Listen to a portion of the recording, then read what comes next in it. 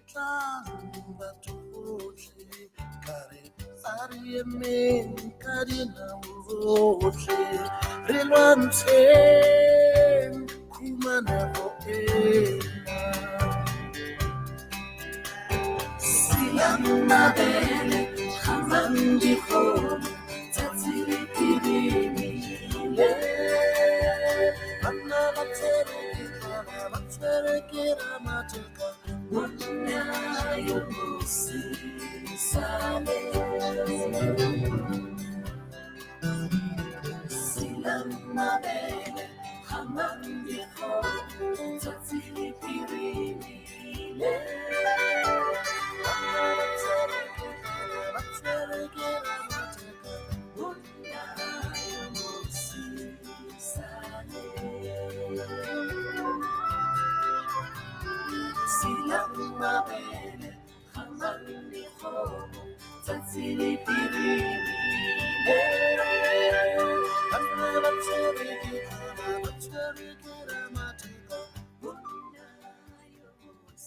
Greetings, everyone. Oh my goodness, am I alone in here with the walls? Greetings, everyone. Hello, everybody. That's a whole lot more like it. Good afternoon and a warm welcome, particularly so on this doom and gloom day, to the 11th annual African Women's Writing Symposium. Thank you so much. Yes, give yourselves a round of applause. Thank you so much for joining us today here, both in person at the iconic Soweto Theatre, as well as those joining us online. Today is going to be such an amazing discussion. And quite frankly, while I was preparing for the program of the day, I was reminded of an amazing African proverb that my mother often used to tell me as a young child. And it would go, "Until the lion learns to write and finds the courage within, every story will glorify the hunter." Today, we gather to celebrate and honor the storyteller, the lions or lionesses that have found their voice. This symposium is not only about celebrating the art of writing, but it is also about celebrating those who choose to speak their truth in a world that often tries to silence them. We gather here today and create a space where words meet power, where hope meets honesty, and where women remind people that a pen and paper is one of the most powerful tools you can use to change the world.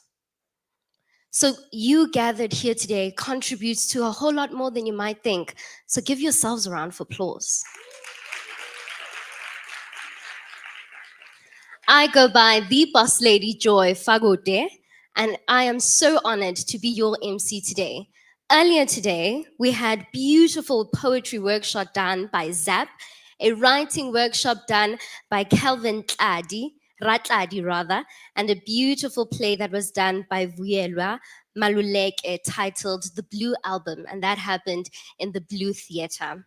Now we turn our attention to the Nadine GORDIMER in Memorial Lecture. And today it's going to be presented by award-winning author Alexandra Fuller.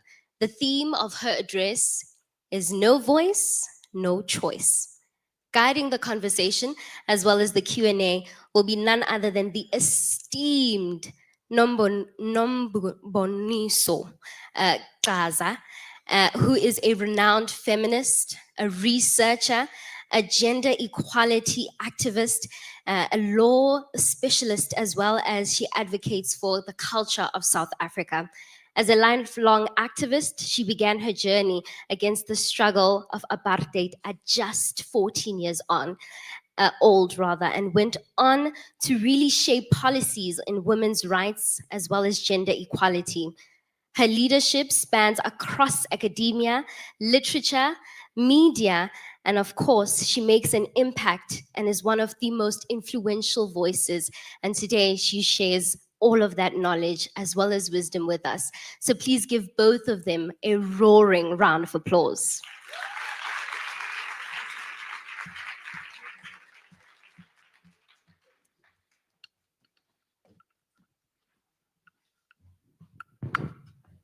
Good afternoon. It is so nice, really nice to be back here in this platform of African women's writers. It is an honor to share the stage again with a woman who is very inspiring to many of us. but also to see the audience, to be here with you, the audience, the young people of Soweto especially, the young talent of this country. I am not going to be talking today. Alexandra is going to be talking. I'm going to chip in there and there so that I can keep her talking. So this is her platform. Today we honor Nadine GORDIMER at a time when the voice of the writer, the voice of ordinary people is very, very important. In this global movement, it is important that we affirm our right to speak, our right to be heard, and our right to have our voices respected and heard to and listened to. The woman who's going to be talking today, Alexandra Fuller, is an award-winning writer. She has written 5 memoirs, a novel, and has written for many publications, including the New York Times, Granta, National Geographic, and many others. One of the things that strikes about Alexandra's work when you read it is that firstly, she is a damn good writer. She's talented. She has the gift of the gab. But any piece of her work that you read, whether it's an essay in National Geographic, in the Vogue even, you get the sense that the talent, the skill that she has is in service of a greater good. Many of us know her book, Don't Let Us Go to the Dogs Tonight. Don't Let's Go to the Dogs Tonight. But she's written other memoirs, about 5 of them. She's written a memoir in particular, Fee, which is a memoir of grief and celebration of her son, who died at the young age of 21. She brings all her life experiences as a young child who grew up in Zimbabwe in the last years of the anti-colonial war. Alexandra says that her family chose the wrong side. They fought on the side of the Rhodesians against Chimurenga, the liberation struggle. But from that has emerged a writer who problematizes her location, not just in Zimbabwe, but in Zambia, in Malawi, and everywhere else that she has lived, but also in relation to the colonizer and the colonized. She thinks about what her whiteness means, not only in the context of Africa, but even where she lives now in the United States. I cannot wait for you to hear her. And those of you who haven't read her work, I am sure after this, you will want to buy her books. In this country, books are very expensive. They are heavily taxed, and it's a struggle that we need to push against. But there are libraries, and even though they are increasingly far and fewer in between, I encourage you to go and look for her books. Ladies and gentlemen, I present to you Alexandra. Oh my gosh. So before you come in, Alexandra, I forgot to tell you, you are waiting for a lecture. So Alexandra and I had a conversation preparing for this, and she very much doesn't want to have a lecture, but actually wants to be in commune with us, to have a conversation. So we will kick off with her just situating herself about who she is and her writing in this global moment and why her work is important. And then hopefully we will have as dynamic a conversation after that as the one that we had on the phone. Alexandra. Nomboniso, thank you. Thank you. I mean, I'm sitting here in my little yurt very early in the morning in the northern Rockies of Idaho, and I opened my door, and the waning moon is just setting. There was the morning star. It felt like really the holiness and the sacredness with which you hold the word is here. You know, it's what I miss so much about not being in the Southern Cradle is the community. So I just want to thank you for inviting me. Thank you for that amazing introduction. I wanted to talk about voice in this moment because I think for the first time in my lifetime, the people who have always hung their power on the assumption that they had the freedom of voice, that's being erased. And I am seeing, you know, people who were sleepy about their freedom of speech wake up and not shout in response to having their voice stolen, but instead retreat behind fear, behind the fear of losing money, behind the fear of losing freedom. And this is something that if you are born in the Southern Cradle, it's born in your bones to know that if you don't have your voice, it's the same as having your holiness taken from you, your sacredness. Being raised in Zimbabwe in the last years of the Chimurenga was a wildly good training to be who I became as a writer and as a human. Because I was raised, you know, on the front lines of that war. And I think that there is a way that whiteness can get a kind of living amnesia. And I use whiteness really just to, as a community. I mean, you can be white of any shade, but there's a way in which whiteness can retreat comfortably. Liberal whiteness can retreat comfortably behind a front line. And the actual front line is happening here, the actual brutality, the actual fear, the actual savagery. But, you know, liberal whiteness can retreat behind the narrative that my hands aren't bloody. Trevor Noah talks about this all the time. He talks about after apartheid, suddenly you can't find a white person who was behind it. Well, why didn't it collapse sooner? And I think being raised and somehow staying lucid through the trauma of it, because I think that one of the things that I have wanted to expose is that in its violence, white supremacy first has to lash itself. It has to destroy its own humanity. That includes the innocence of its children. The last thing you want is some outspoken, loudmouth little child saying, "Oh my, wait, are we racist? What's going on here?" Which was always me. I was one of those kids that trauma broke in a particular way. It made me keep pointing out hypocrisy. Trauma can silence, trauma can make you a loudmouth. And I came in loudmouth. In a weird sort of way, the Rhodesian government colluded completely inadvertently with my development of voice because we were raised so far on the front lines that my mother was my first teacher. Now, my mother doesn't enjoy mathematics, so she threw that over her shoulder. She said, you can always pay someone to count for you.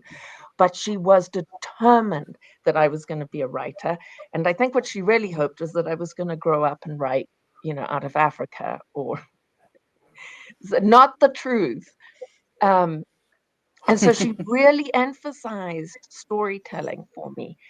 And, you know, I grew up, I left home, I fell in love with an American. I mean, it was not intentional. But we all know hormones can do all sorts of crazy things, that your life can get completely derailed.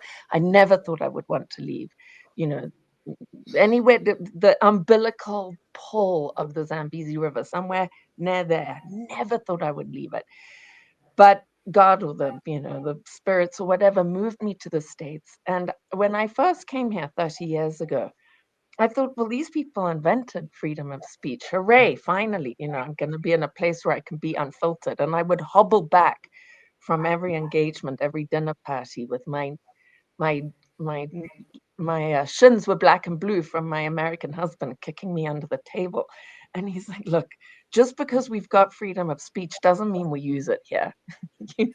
Like, keep it quiet, shut up, the same message I'm sure you're getting. Shut up, shut up, shut up.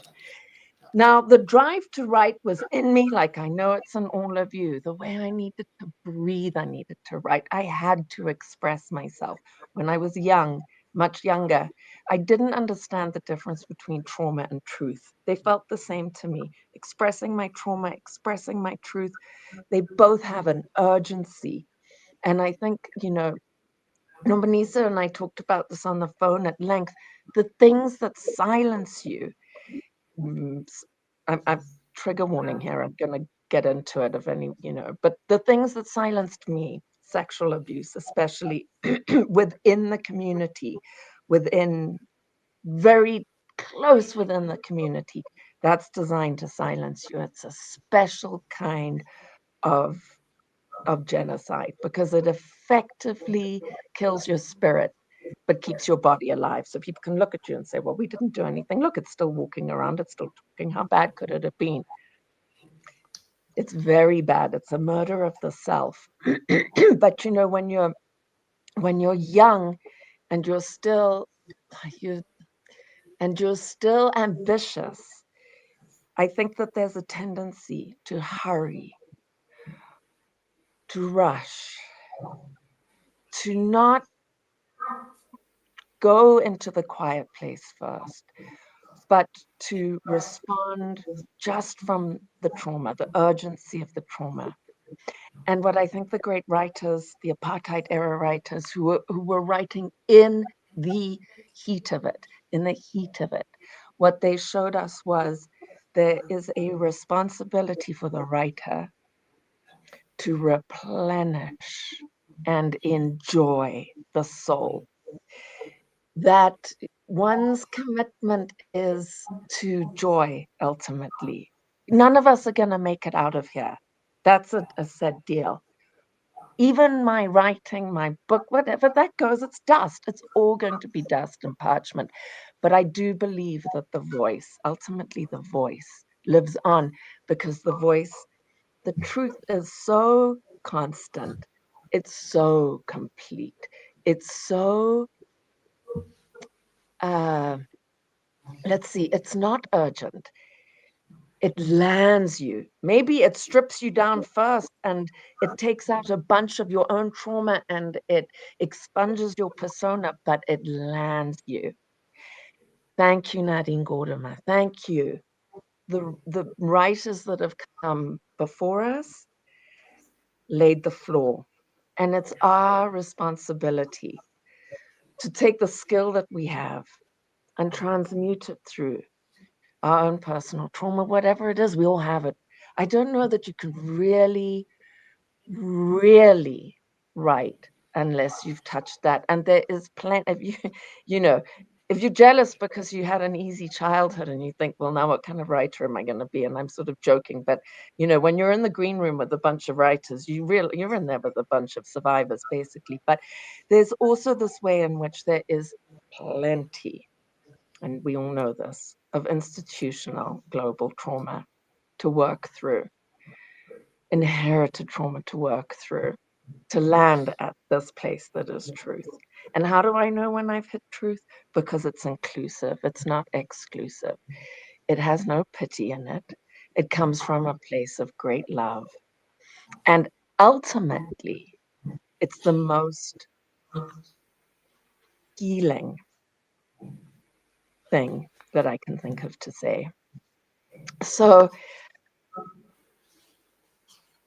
the one thing that I'll say before I turn this over into a conversation is that I really hear what is said about the cost of books, and it is, I think, again, I think the fact that that when people get into power and they want to hold on to that power, one of the things that they very quickly do, and I mean, they're doing it to the extent that they can here too in the US, is to make art unimportant, to make voice something both dangerous to use, but also difficult to access. And unless we're here to inspire each other, how then you think that you are the first and only one to do this.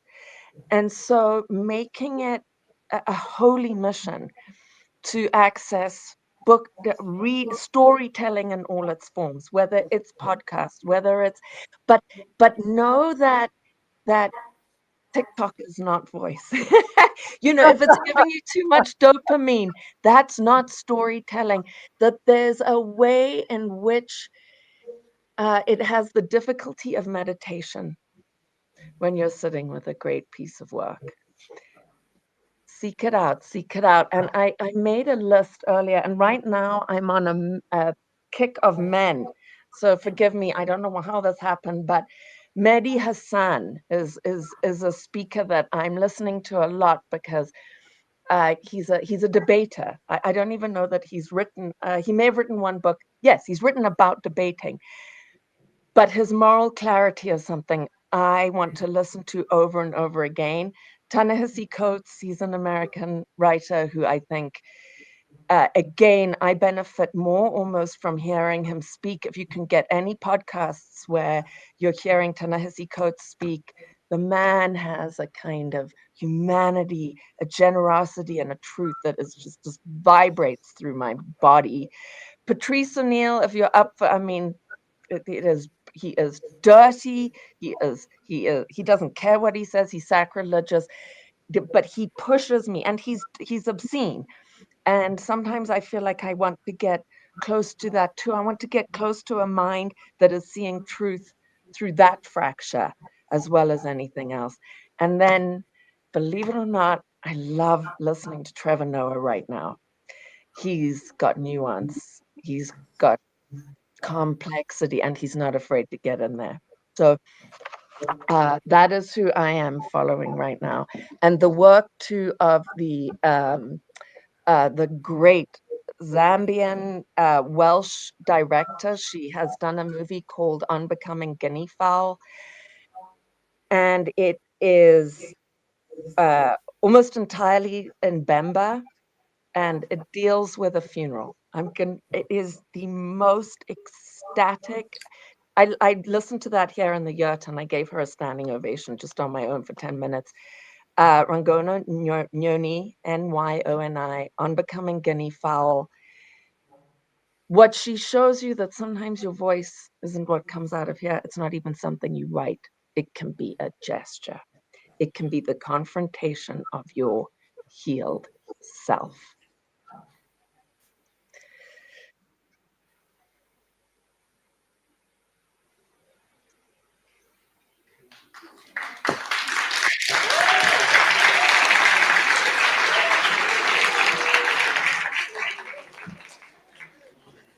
I love that we dressed the same today.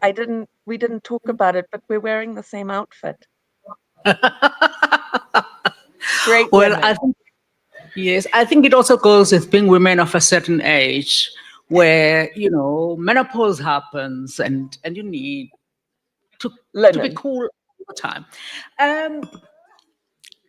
It strikes me the first two writers or the first two voices that you have listed, Mehdi Hassan and Ta-Nehisi Coates, are having a moment at the time, at this global moment, because they refuse to, firstly, to be silent, but also they refuse to go with the mainstream Western media in particular on Gaza. So that takes me maybe to the question about war and this moment.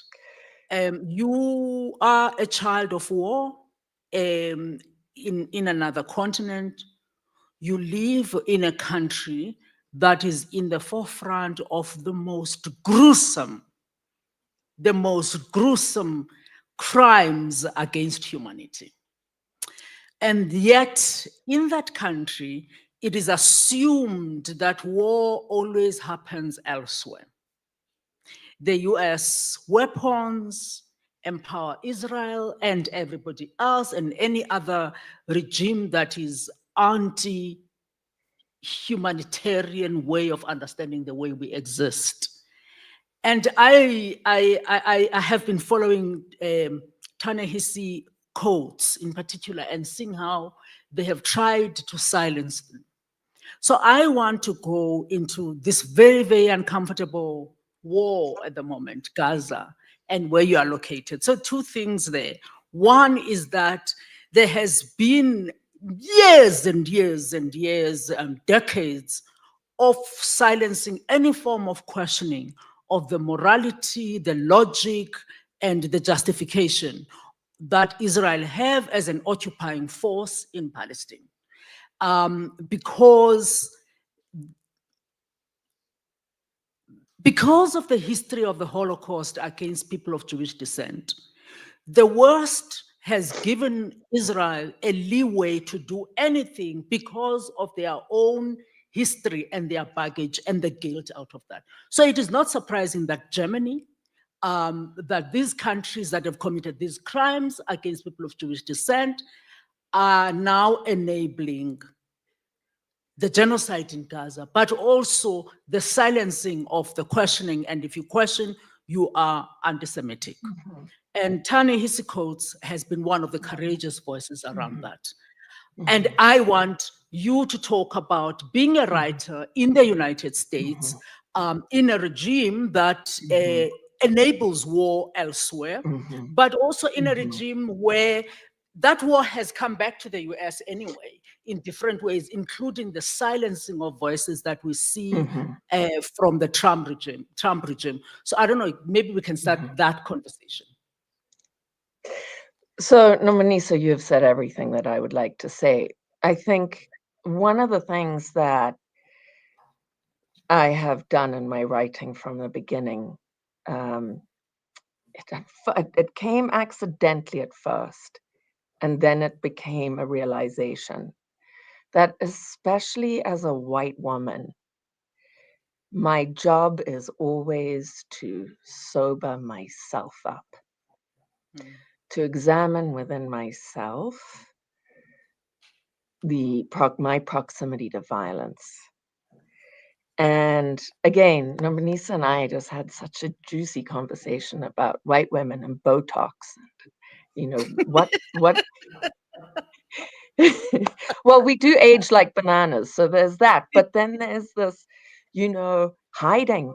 There's this, Nombonisa, I can't remember what we decided in the end. There was a kind of cover up of that. What are you? It was about it's the whole thing around aging, and the industry basically that wants to control women's bodies and the discomfort with aging, especially by white women, as we were discussing, is about colonialism and its need to control. Control, right. Control Thank you. everything. Yeah. So I have no desire to control this crazy voice. That's what's always terrified, my community. Like, this girl will say anything. The older I have gotten, and maybe the wiser, the more I've realized that me saying what I think about,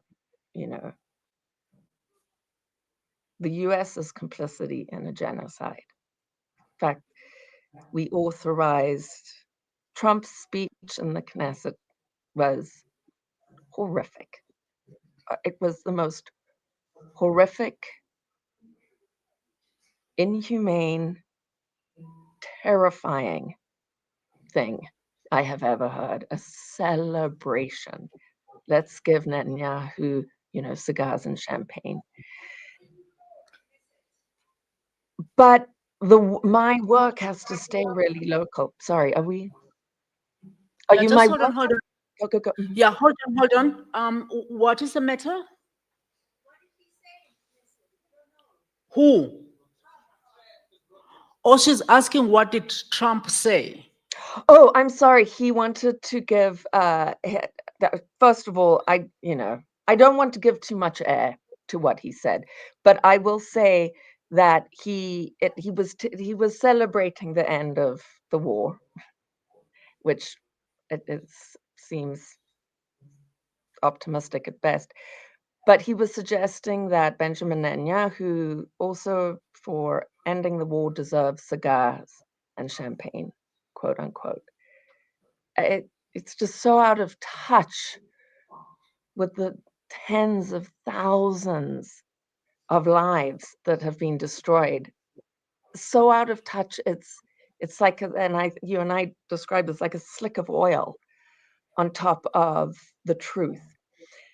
But the thing that I am concerning myself with in this moment, because it is where I live, it's the land beneath me, and it's the story I can tell, is that the original genocide that took place on American soil, that continues to take place till now against American indigenous communities, to such an extent that even if you're looking for it, it's very difficult to find voices of freedom that even can emerge out of the American Indian experience, because it is so stifled by a deliberate, strangling, murderous poverty, a deliberate, strangling, murderous refusal to honor the treaties or to take responsibility for the history of how the US was settled. I think because I came out of the Rhodesia/Zimbabwe experience, and that trauma, the trauma in a way is, it makes you a writer because it makes you very watchful, you're very vigilant, you're a deep listener. And I came to the US and went, wait, it's on a much bigger, broader scale. They've done a much better job with their propaganda, but it's the same thing. It's the same thing. And that it became undeniable to me. And especially once I went and spent time out on the reservations, talking to leaders in the Lakota community, in the Arapaho community, in the Shoshone community, in the Navajo community, nations, whole nations trying to hold it together. So while we have the global horror of Gaza going on, we at the same time have a sleepy white American population that denies, that refuses to look at, that won't talk about reparations, both, for African American community, but also on the Indigenous American community, that won't talk about the ongoing genocide, by which I mean that you may be aware the part of the Trump regime sort of silencing thing is now he's threatening to take away Americans' health insurance. And Americans are very addicted to their pharmaceuticals, so there's some freak out. It's an effective genocide on the reservations where people are being denied their diabetes medication. Boom. It is happening in real time. So the silence about what was happening in Gaza feels very similar to the silence that's happening, on the reservation. Like there's, and you're now, they just sort of slap a label on you. You're Antifa, or you're an anti-Semite, or I want the destruction of Jewish people if I say these things. And of course, none of that's true. But it means that a lot of people have stopped speaking out. That was my long answer. Thank you. I want to go back to the white women, and I'm hoping that this is the last reference to Trump. Yes. When in 2016, I think it was the campaign, because the American presidential elections is very long. The campaign, I think it was 2015 when the Access Hollywood video surfaced, where Trump was talking about sexually molesting women and taking privilege with women's bodies because of his status. And he said, I quote him, when you are famous, they don't mind if you grab them by the pussy, close quote. Do you remember that? Do you remember how shocked we were? I don't know about you, but I thought when that Access Hollywood video surfaced, I thought, okay, there is no way that he's going to go into the White House now. Definitely not. And alongside that, other things emerged, the way, the way he views his daughters, sort of like almost incestuous, like really inappropriate. But I thought that there was no way that the country that has had such a strong feminist movement and history of feminist movements was going to elect this man. I thought, he's kissed but he was elected. And white women in particular voted for him in large numbers. In this election, in this last election, he said and done them. Now we know what he did in 2016. We know that what he was not joking about the things that he said he was going to do during his campaign. You remember the images of children separated from their families and put in cages. You remember the children covered in foil, those kind of like foil paper. You remember that? And the second time we thought, now everybody knows how evil this man is. And there is no way that he's going to go in. And white women voted for him again. So it's a very unfair question maybe to pose with you, but I do want to know what it is that makes white women so enamored with white supremacy. Okay, this is a great, I know. Good question. I love it. Okay, now I'm going to get into trouble with everybody. Anyway, here we go. He stripped white women down. In my experience in the white community, the white community I grew up in especially, but it's subtle and I see it everywhere. I see it in my in the family of my in-laws. Again, it's a trauma response to blurt out the truth when you see it. I don't recommend it all the time to sort of call out your family members and go, oh, I think we've got trauma in here. But there is so much white addiction and so much white trauma around sex. And, it's written about, but it isn't. For all the white American women, especially, adore their trauma and adore needing to go and get facials and God knows what else they need to support themselves through the complicity, there is very little recognition of how we got here. And I think that in, obviously in indigenous communities, Black communities, communities of people of color, you can see the straight line of your trauma, and there's a way in which as a community you understand this is the assault that happened upon us. There's a way in which you can see your way out. White women are so complicit from birth because if they have a mother who's been trained in this, she's training her child and I don't think that this kind of narcissistic behavior it's not conscious. I mean, one of the things that I say to white people in America who say, stop telling us we're all racist, stop telling us we're all white supremacists, makes them cry. We're not white supremacists. And I say, okay, I say to these women, have you succeeded in your field?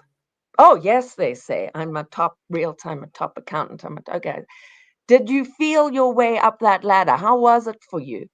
Well, I mean, I just had to ignore the way men talk to me and blah, blah, blah, but I got there. I said, okay, but you didn't feel it too badly. Mostly, no, I didn't feel it too badly. I think most other people are making it up. Then I said, okay, then you're in it. If you can't feel it, you're a part of it. But part of that numbness is also, there's no metaphors. The way you do anything is the way you do everything. So to numb yourself to the feeling that you climbed up to the ladder and you couldn't feel it because you were climbing on the bones of your brown sisters and you had your big high heels on, that numbness comes for you. It comes for you in every way. Because you know, if you're complicit in that power structure, that you're only valuable until you can stop giving those men children, until you can stop being arm candy. They're not there for your brains. They're not there for your competitiveness. They're not there for you. You as a white woman are there for them. And this, I think, is so deeply ingrained in white women culture that we saw it during that Million Woman March in 2016, where white women just could not. It was a disaster. I was disgusted. I wouldn't go to it. It just looked like suddenly white women wake up and went, oh my God, we're so offended. And there was no historical context. And I think that it's very deep in white women to know what men will do.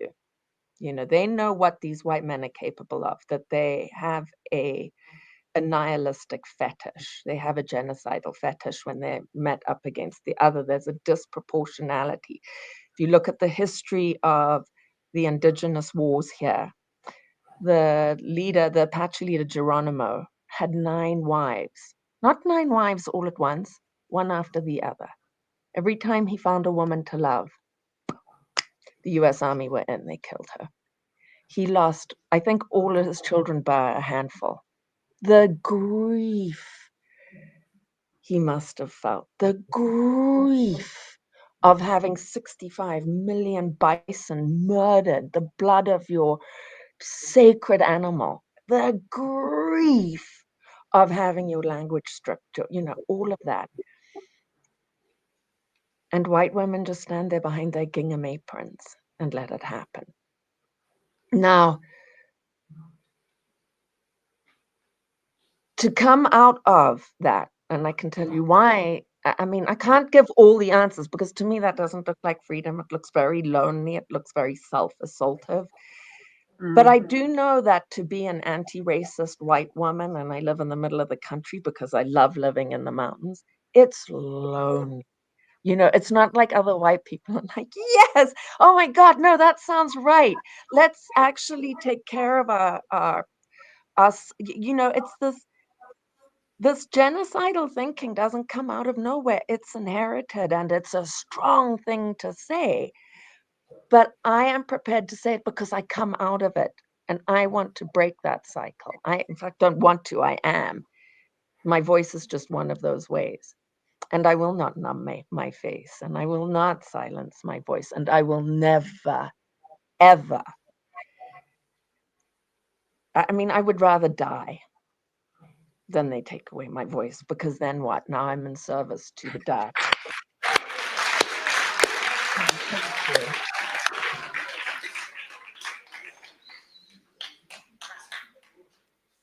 Thank you. Thank you, especially about talking about loneliness.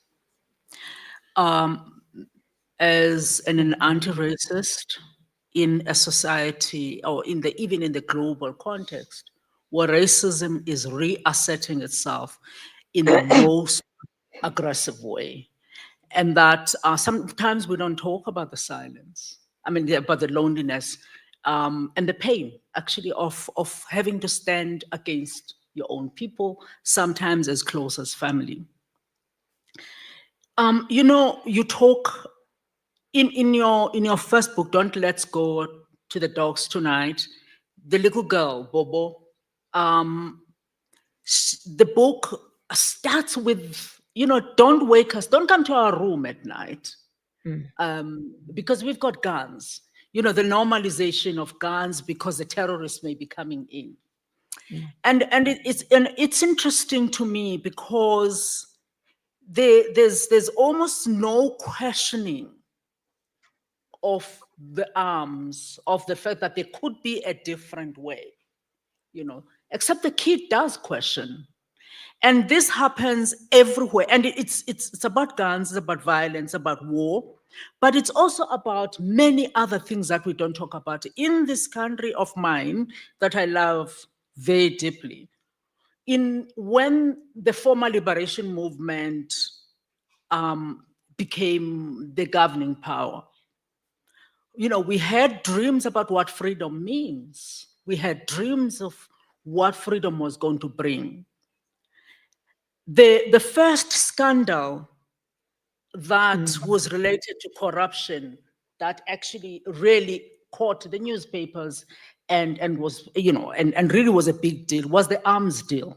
Arms deal was it's about billions and billions. But the actual case of corruption was Tony Yengeni. I don't know if you remember the ML, the Yengeni, the 4x4 car, the SUV.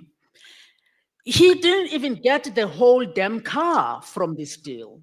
He got a discount for this thing. So we're talking about corruption that was about 300, 400,000 around there. And the country was up in arms. Tony went to jail for this. You think back to that and you look at the millions, the looting of a hospital, an entire hospital. In the US, you can't, Trump is waging this aggressive war against pharmaceuticals that assist poor people. In this country, our government is supposed to roll out medicines. Except that we find ourselves in this dilemma. And now I want to talk about Black women and the experience here of corruption and health. Black women that are in my life, who are middle class professionals, are having to rationalize their medication. Because firstly, the medical aid has shrunk. Even though they are amongst the few who have medical aid, there's worry that the medical aid is not going to cover everything for it. So if you have chronic medication, the key things here that Black women that we suffer from is hypertension and diabetes. Women are rationalizing diabetes medication. You're supposed to take it twice a day, morning and evening. They take morning, 2 days go, and then they take to make it stretch and last, right? And we don't even talk about this. So, and what they do is to make sure that the children, if a child is on chronic medication, almost all the medical resources go towards the child. But the mother rationalizes medication. The reason there are no medicines in my village, in the clinic in my village, is not because there's no money. It's because the money has been stolen and the medication gets lost somewhere in between. So it's the big questions of the billions. I don't know about you, but I don't know what is a billion. You know what I'm saying? It's too big for me. But I do know what.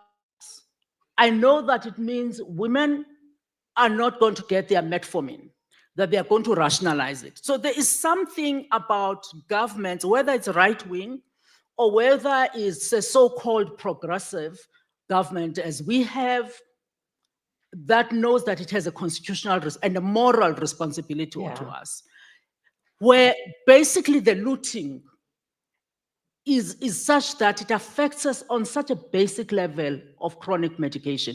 I've not even spoken about people who have to go to the public health system. So the disconnection between what the politicians are saying and what we are feeling. But the way in which all these assaults on ourselves, on our bodies, on our lives become familiar. And it's no longer shocking. So we were shocked with 300,000, 400,000 discount. But now we're talking about people who loot hospitals, who loot banks. And somehow we still vote for them.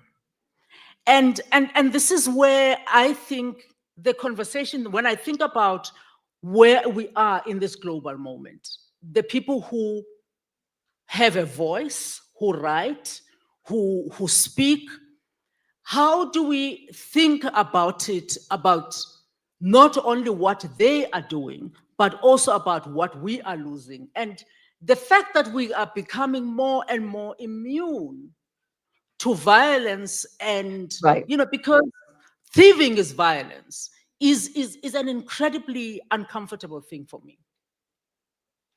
You know, So this, yeah, go.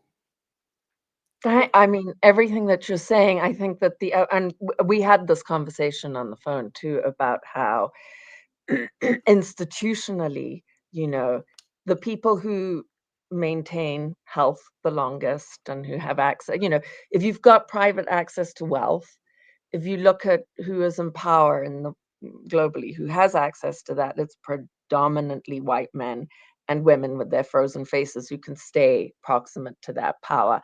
And that's another sort of silencing tool. Well, if I want my medicine, if I want my access to this, it just gets, there is nothing more silencing than the refusal to acknowledge the basic, I think, universal indigenous values of humility, community, joy. And the fact that in, indigenous communities that have managed to retain integrity, when one person is mentally ill, the entire community feels mentally ill. When one person suffers, everyone suffers. Everybody, there's an understanding that this insanity is communal. We are not separate. I mean, look, I would love nothing more than to turn my back on white supremacy forever, say, let it go. I don't know, let the worst happen. But there's children in there. And the really horrible truth is we're all connected. We are all connected. It is one love. And there is a huge part of the human body right now that is determined to be as diseased and as sick and as murderous as possible. The job of the writer and the thinker is to land on a place that doesn't fill you with so much despair that you cannot pick up your pencil. And that place is going to require, and I want to hold every single person who goes through this, because you're not alone, and I've been there. There's times that you face the page, and what you're really facing is so much pain in yourself. You think, you know what, I'm going to go get a job at the grocery store packing the shelves there. It's my constant threat. I'll go get a job at the grocery store. When no one's going to bug me, I'll just put on an apron and put tomato cans on the shelves. I can't do this. I cannot do this. But eventually God forces you, that voice needs to come through you. And taking a perspective that is far off the ground, and what you see is the emptiness. Yes, it's powerful and it's treacherous and it's murderous. But if you look, for example, at Donald and Mrs. Trump, they look miserable. That is not a couple who are Yes. who are finding love with each other. They're not lying awake all night saying, oh my God, I've never seen anything so beautiful. I don't think they're in the same house. So, we must not get jealous of what is lesser than us. We mustn't give power where there's no love. We must notice, yes, we're under assault. Our bodies are being brutalized. But trust me, the reason why I put the beginning of don't come into our rooms at night, we might shoot you. I wanted to show that the first victims of white supremacy are their children. It is innocence. Yes. We will turn a gun on you because our narrative is more important than really anything else. But if you know that in opposition, empower you with that knowledge, empower you with your non-corruption, empower you with community, empower you with joy. And Nombonisa and I were talking about this on the phone, and I meant to go and look it up in my Bible, because I know there's going to be some people who know their Bibles here. But when my son died, and I was thinking, oh wow, my God, I'm without family because of being such a loudmouth and pointing out how racist we are, being a little unpopular. So when my son died, I'm stripped down to just me and God. But the instruction I got from God was go out in joy, and I will return you in peace. Find in yourself the irrepressible beauty of your voice. Sing it, shout it, write it, speak it, honor it. Don't abuse it. And you will be returned in peace. I mean, there just is no other way. Even if they take the body, they can take this body. The voice that's loud, it's going to stay.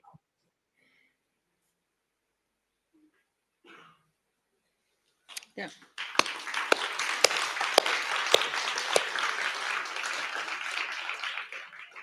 On that note, I'm going to pause our conversation and throw it to the audience to raise questions, your observations, and your own contributions. Do we have folks with mics? Okay. Can I see any hands? Anybody with a question or? Okay, there she is. Here, that's right in front of you. Thank you so much. My name is Lindy. You noted something very important when you started speaking. Sorry, part of aging is, Audibility. yeah, so can you?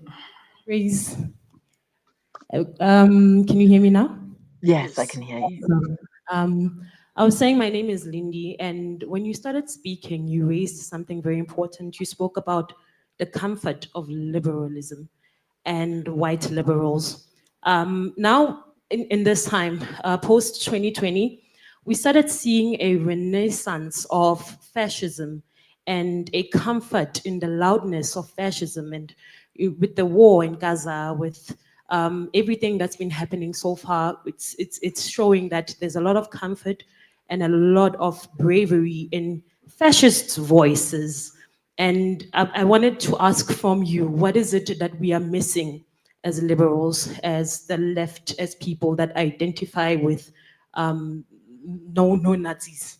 What are we not seeing? What is it that we can do better in terms of expressing our voices? I mean, this is such a good question. And I think the thing that I've noticed, it doesn't matter where you see the genocide, whether it's against American indigenous population, whether you see what's going on in Gaza, is I did a whole TED talk about this because it's an important structure that starts at the ground up.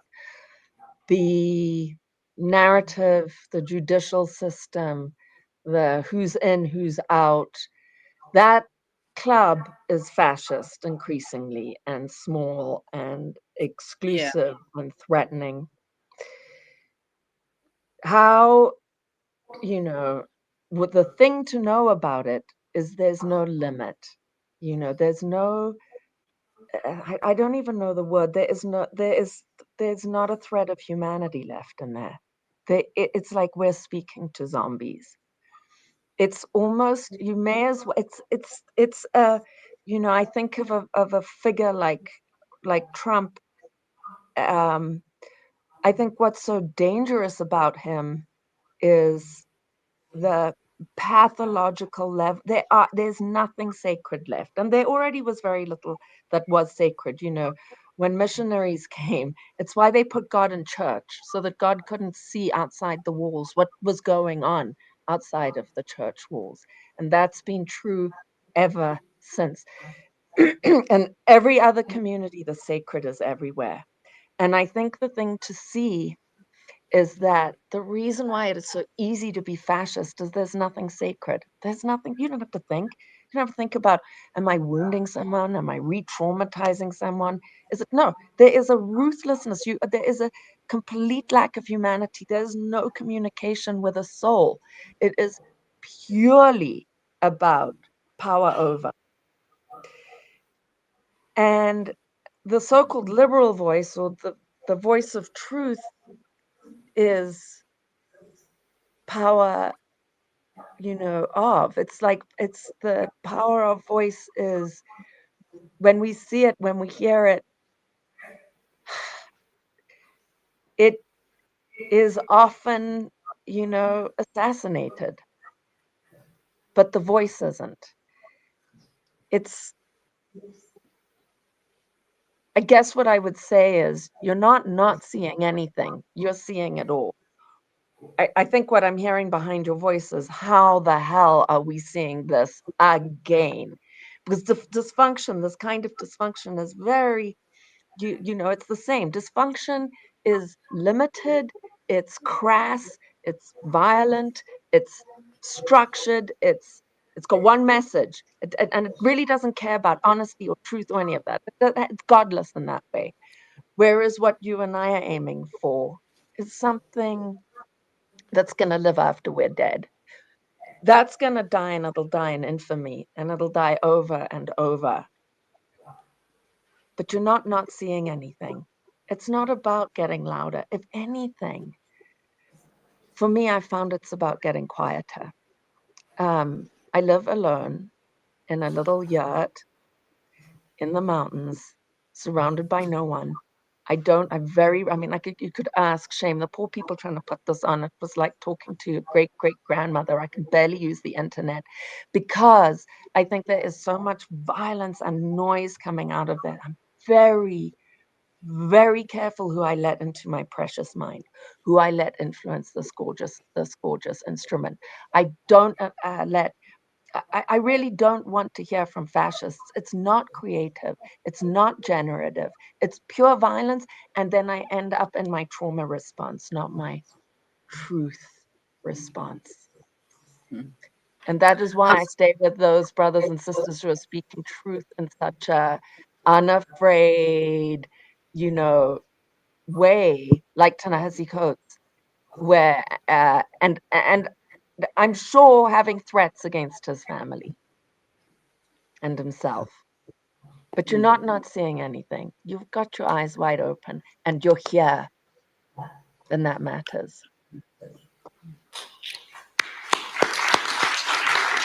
Hassan? Yeah, thanks, Comrade Nombo. I mean, I think you talk about Ta-Nehisi Coates, but he, when he wrote for the Atlantic, was quite celebrated because he himself wrote in praise of liberal Zionism. But when he, if you like, saw the light about what's happening in Gaza and Palestine, he was dropped, and there was a strong backlash against him. Mm-hmm. Do you not fear any such backlash, or Where? is your I've already boat had covering it. enough? Are you quite secure in your boat or your mountains? Yeah. No, listen, I'm not at all secure, and neither should I be. This idea that voice comes with my voice is my security. Come for me. Yeah. What are you going to take? My pencil? I've made myself as small a possible target as I can. Look, there's room for the ancestors. That's it. I live in a yurt. I have a fireplace. They come for this? What are they going to take? Not this. Never this. We know that. And I think becoming afraid, and by the way, here's my defense of Ta-Nehisi Coates. It becomes dangerous. And in fact, it was one of the things I talked about here. I won't speak anymore if the thing is being recorded, because I'm going to say stuff here that tomorrow morning I might wake up with new information and say, oh my God, that was colonized thinking that I didn't even realize. I was coming with only half the information. I was responding out of my own white supremacy that I haven't yet, seen or caught. God knows what. So we're human animals. We have a spongy, we're learning from each other. Me talking to you today, I'm learning as much from you as you from me. I hope. And in that, if you fear backlash, then you've already sold your voice. Then screw you. Thank you very much. I think that will sell your books a lot more. Yeah. Thank you.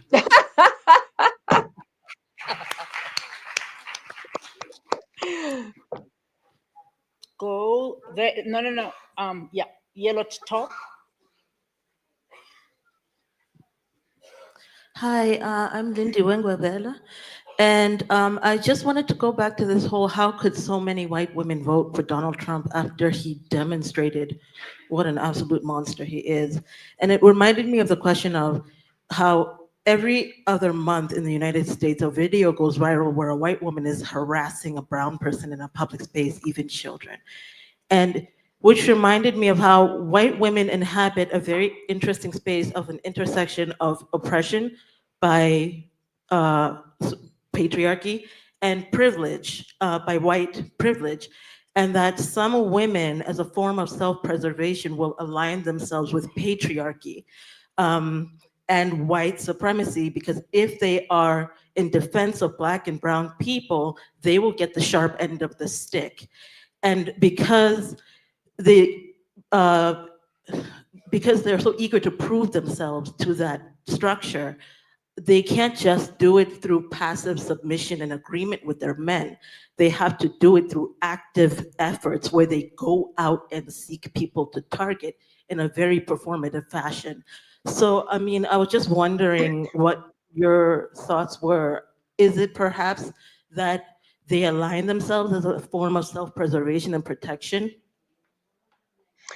You know, I have such an interesting conversation in white spaces about this, in which I'll say, we need to be talking this out, because when my children were young and I was with white American motherhood, I could see that they were raising the most aggressive, entitled humans, and it terrified me.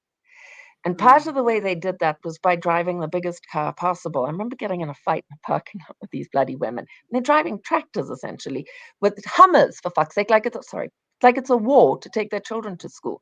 And I'm like, why? Why? Oh, well, if I get in a crash, at least we're alive. Me, I'm there pushing my kids on a bicycle.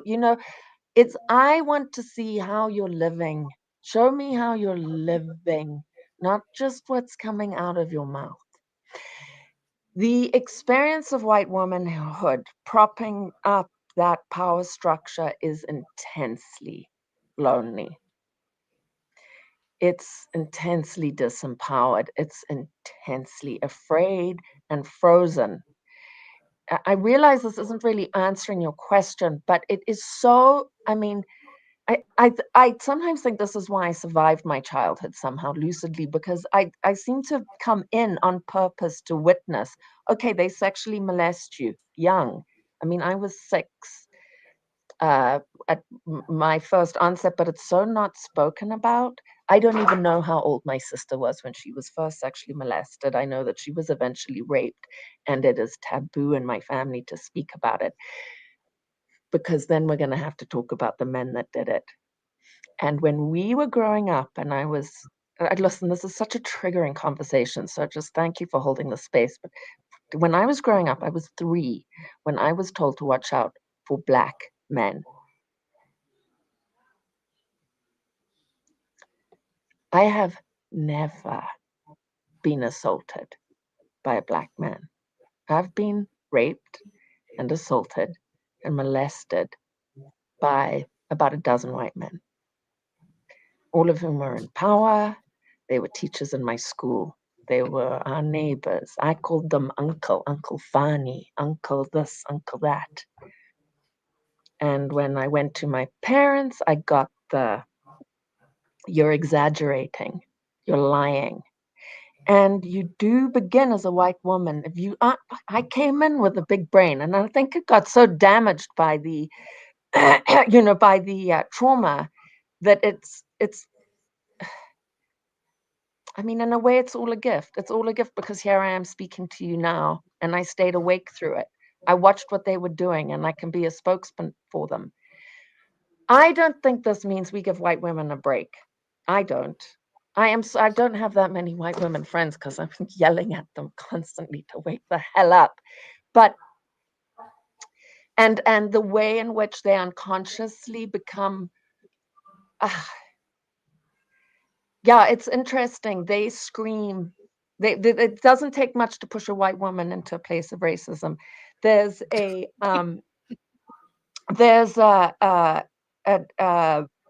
Patrice O'Neill, if you've heard of him. He's a Black American comedian, and he does this horrifying piece in a comedy. He says to the audience, right?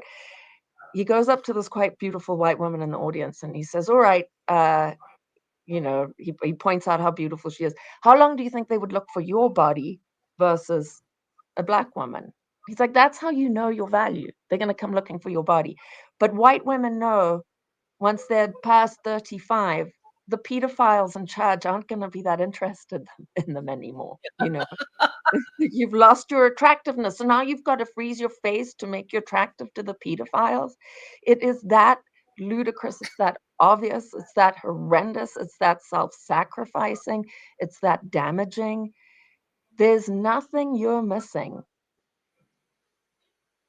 It's not that fun. And I don't know how, for me, I think that what will happen is their children will start dying. And then they might start waking up. But only then. Unfortunately, we have run out of time. There is so much that we still have to talk about. So I'm hoping that we'll have another opportunity, maybe to talk to Alexandra, to talk about so many things. But I have to close it here. And my last question to you would be, if you're a young woman today, there's so many young women here. If you're a young woman who is socially aware and politically awake, who is concerned about this global moment, wherever you would be located, what is it that you would like your favorite writer to tell you about the world right now? Something that you want to hold on to, and you would use it as an inspiration, as as an armor, whatever, to deal with the challenges that we deal. Because I think particularly young women have so much that is stacked against them. Okay, young woman, I'm here to tell you, you're right. You are never going to be more correct about everything than you are right now. There is something electrically knowing about being a woman aged 14 to 24.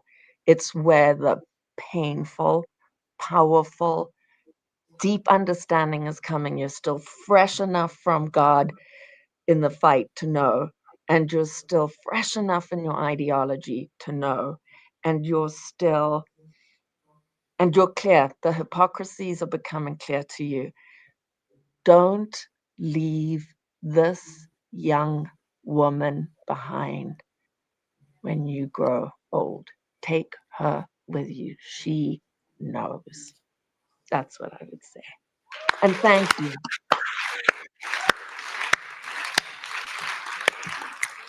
Soweto, Johannesburg, thank you very much. There isn't enough time. I wish we had this moment twice or 3 times a year, just with Alexandra. And thank you so much. Please go and find her books. Amongst other things, you'll find incredible humor. Because I think when we deal with difficult issues, we also have to remember to laugh, to dance, and to be joyful. Thank you very much. And once again, thank you very much to the Department of Arts and Culture, Afro Arts, and everybody who has pulled us together. We appreciate you, we celebrate you, we honor you. Rosh, as always, thank you.